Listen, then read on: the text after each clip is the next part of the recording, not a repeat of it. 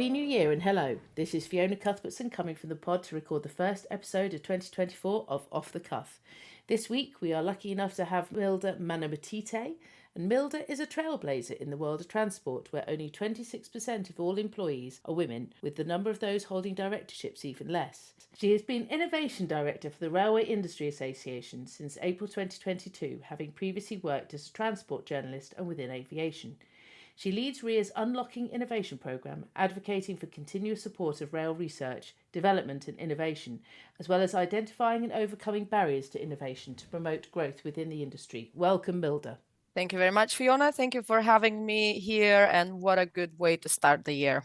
Thank you very much. So, firstly, can you tell us a little bit about your career and how you ended up as Director of Innovation at the Railway Industry Association? Absolutely. I started my career as a transport journalist, as you mentioned, in Lithuania. My mother is a journalist and is a publisher in the transport industry. And I've always, since I was 7 years old, thought I will be the greatest journalist in the world of journalism and followed my mom's footsteps. So when I started studying, when I was 18 years, my mom started a new transport publication. So I joined her. I did coffee, I answered phones and learned in university, but also from my mother, the secrets of the trade. And we've done that for, I think, 9 years. Well, my mom always said, oh, one day this magazine will be yours and you'll be leading it. But she's still running it. So I said, look, Mom, really, you've taught me all you can. I need to go away and do something. You mentioned about being a woman in a transport industry. It's even worse in Lithuania. It's a small country. We have a significant port in the Baltic Sea where a lot of transit comes through. However, there were not a lot of roles for women journalists in transport in the country. So I left. I came to UK.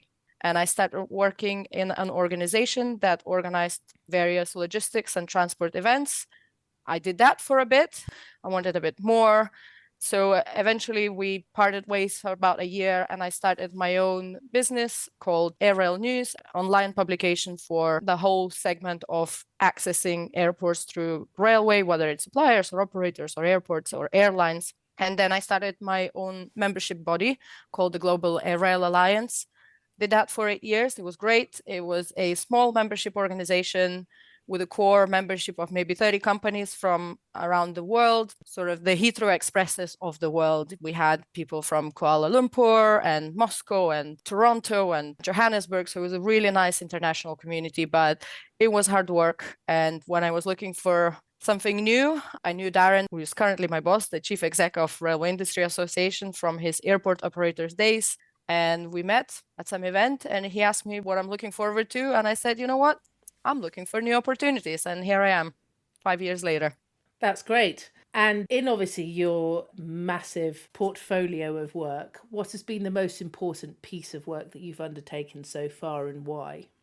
I think starting my own business and establishing the Global Airrail Alliance has been absolutely fundamental. The hardest thing I've done, but absolutely key to where I am now. I don't think I would be doing this job if I didn't do that other job. I came from a family business anyway, and I've hustled all my life. But just being on your own and waking up in the morning and knowing if you don't do this thing, you will not get paid.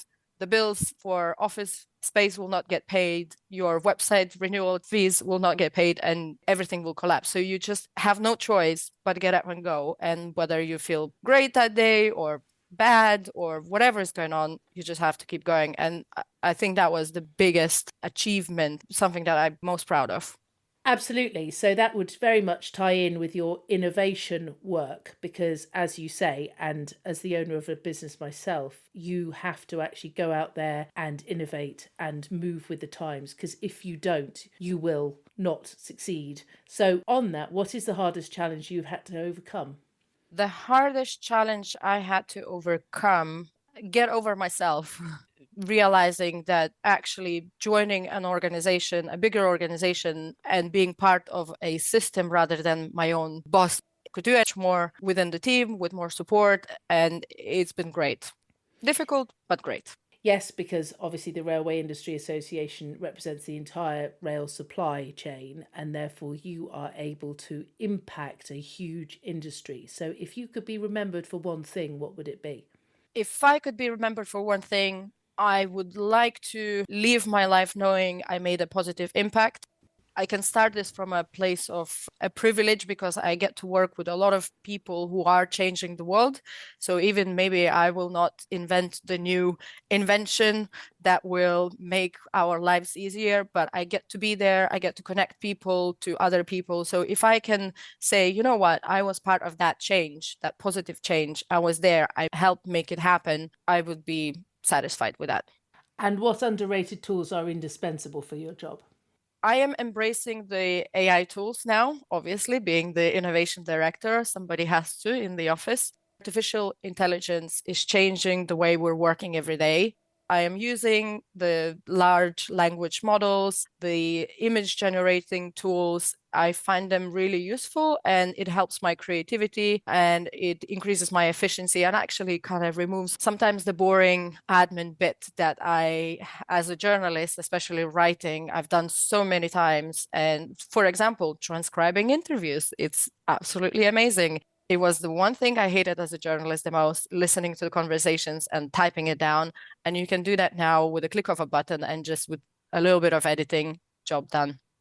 And as you say, you're now working in transport as a woman, and it is still a sector that is very much male dominated. So, what work is being done to change the demographics? Working at the Railway Industry Association, I get to see the work that's being done to help increase diversity in the industry and the railway sector.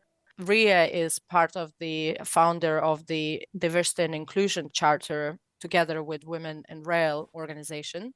We work with young rail professionals, allowing people who just started their careers in the railway sector to band together and form relationships, because that's absolutely the most important thing you can do is foster relationships and have these champions and friends within the organization. So there's quite a lot of things going on. We're working with universities and trying to engage with schools as well to really just promote what's going on in the industry. Railways is not just steam trains, not just orange vests. There's a lot of interesting and exciting opportunities for everyone, really. So, what advice would you give to any woman who's looking to go into rail? My advice for anybody looking to go and start working in rail is to start making friends, go out there, meet people, join these organizations I've mentioned. Young Rail Professionals was really good for me when I just joined RIA. I became very active, and the friendships I made, I still have them, and grow your careers with other people in the similar situation. So the first thing you do is make friends, go out there. There's a lot of events. We do so many events, and some of them are for members, some of them are open for all. Look what's out there. Look at the Ultimate Rail calendar and see what events are happening and start coming to them. Networking, networking, networking. Absolutely. So, new year, new start. What do you think the government needs to prioritise when Parliament returns?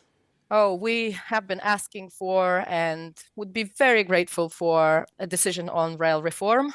Really, we need this to happen. The Great British Railways, that would be our ask, and our members asked. The decision needs to be made. And obviously, transport is quite fragmented, as you say, with rail reform being needed. So, what needs to happen to ensure that rail reform actually occurs and that there is consistency in service for the customer, both passengers and freight? So what I would like to see happen is a decision being made on an establishment of Great British Railways. And once that decision is being made, to communicate that to everyone and actually stick with it. There is so much change going on in the industry. Decisions are being made, then U-turns happen. What we really need is visibility of what's going on, when what will happen and who will make those decisions. And once the decisions are being made, for them to just actually happen. So, as opposed to people just deciding to change their minds and dump projects just to make sure that the industry can really invest in the innovation that is being asked for in order that the sector can actually grow properly and develop. Our members are running businesses. They want to create products. They want to offer their services. They want to, as you say, invest in technology, invest in people, plan their businesses, work with their stakeholders and shareholders, and have some sort of visibility into the future. And this cannot happen if we don't know which projects are going to be invested, which railway enhancements will happen. So absolutely, the visibility on the decision making and the actual going ahead and communicating with the rail supply chain is very important, because these are the people who just want to do their jobs, invest in innovation, be creative, but they cannot do that if they don't know what's going on. So, if you were Secretary of State for Transport, what would you do? What would be the first thing that you would change? Darren said I would be a great Secretary of Transport. I don't think I would. I'm more of a sort of technology nerd. However, the first thing I would do, as you would probably know, I would pass the rail reform bill and start Absolutely. it from there. So, that's your first 100 days. Pass that First bill. 100 days, pass the bill, engage with the supply chain. Well, not just the supply chain, all of the stakeholders, share the decision making, be really transparent of what you're doing, when are you doing it, why you're doing it. There will never be too much transparency and communication and engaging with everybody who's involved. At the end, we just want the railway industry to work well, for the railways to function fully, and for passengers to be happy, and for freight to be delivered to our doors. Absolutely. There is the innovation of getting freight off the road and onto rail again. Do you think enough is being done to make sure that that actually happens? Do you think that's important? Freight can deliver so many economic, environmental, and social value benefits. I mean, rail freight. Actually, there's quite a lot of interesting innovations going on within the rail freight space, using machine learning, artificial intelligence tools, digital tools, all that space, making sure we know which freight slots are available, sort of dynamic demand.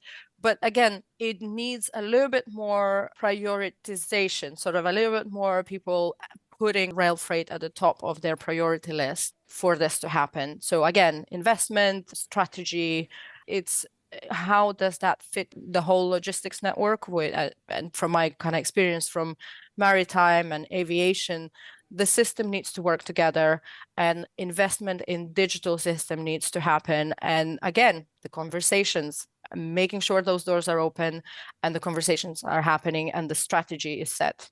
And of course, we're looking to decarbonise our economy. So, do you think enough is being done in order for that to actually happen?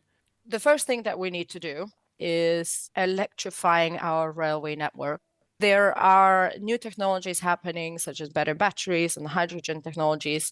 However, having electric trains is still absolutely the best and most efficient way of moving heavy trains or a lot of passengers at speeds. So we've been asking for a rolling pipeline of electrification, our network, to electrify the railway network as much as possible, and then think about those alternative technologies where that is not feasible, either commercially or physically, because the infrastructure doesn't allow it. So it all comes back to that strategic thinking and a decision within the government saying that this is a priority for us. So, as you say, concentration on making sure that passengers can actually get where they need to go and that freight can be effectively, economically, and environmentally moved. Those are issues that you have raised many times with the government. What other issues would you like to raise with the government that don't seem to get the priority that you would like at this stage? Well, we are currently working on raising a bit more awareness about, and I am talking as an innovation director now, around the digital technologies and the emerging technologies of artificial intelligence and machine learning, automation and robotics. There's a lot of work being done within universities and within the railway supply chain own research and development teams that will absolutely revolutionize the railway network or the railway system. It will make train travel booking easier. It will simplify the freight slot booking.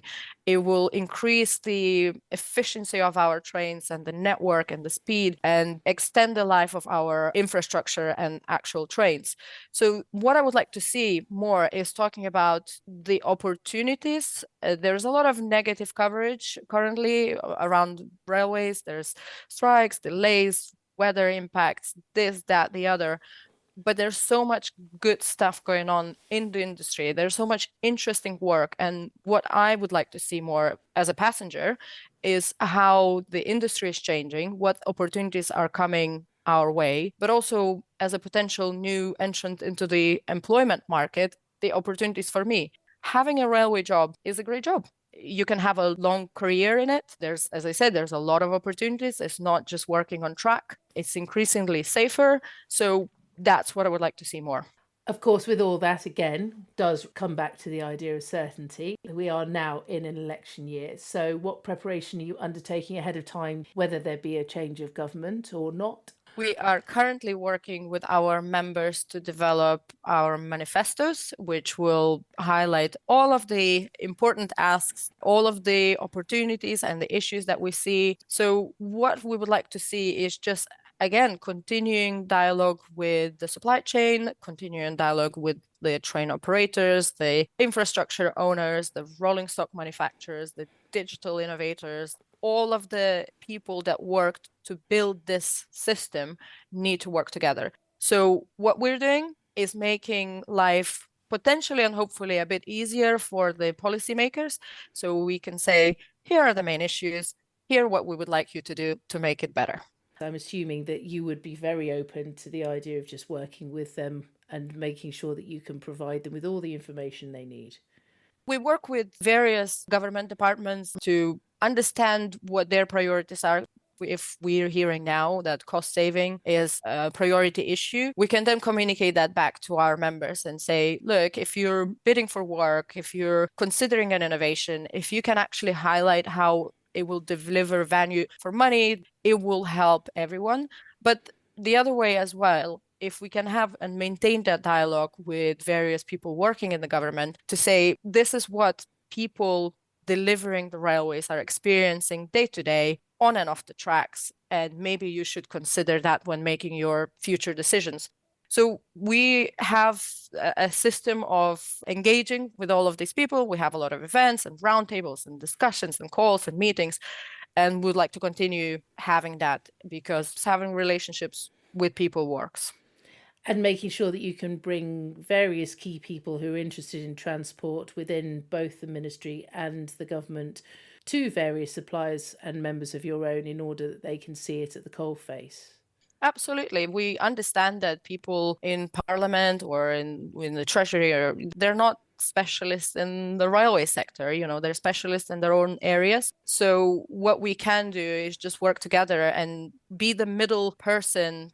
And what do you think the world will look like in 5 years' time? 5 years' time is an interesting period because it's long enough, but not that long, especially in the transport sector, railway sector. The projects are long term, they span many governments and many elections. So you do need to have that a bit of long term vision and future. However, just think about the past 5 years, how the world has changed many times over. So it's difficult to predict. But I am hoping that the conversation around social value and what public transport can do to help deliver better social value for everyone who work and live and commute and travel will increase. And as I said, just put transportation as a priority in whatever decisions that we're making. And finally, do you feel positive about the future? Absolutely. I always feel positive about the future because otherwise it's a scary world. I see there's a lot of opportunities with new technologies.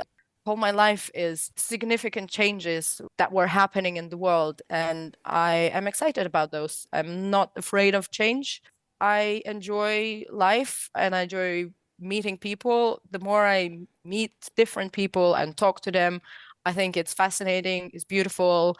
And eventually I will retire in some, off the grid land and save farm animals. Well, with that, we come to the end of another fascinating interview. So, Milda, thank you so much for coming on and hopefully giving those young girls and women out there who are interested in entering the transport sector an insight into what it actually means. And thank you to the listeners who have hopefully enjoyed the show as much as we've enjoyed making it. As always, if you have any questions regarding the podcast today, please feel free to comment. And if you think it's worth coming back, please like and subscribe. And if you feel that you need something to tide you over to the next podcast, please buy my book Party Games, which is on Amazon. And on that note, I'll see you next time. Have a good week, one and all.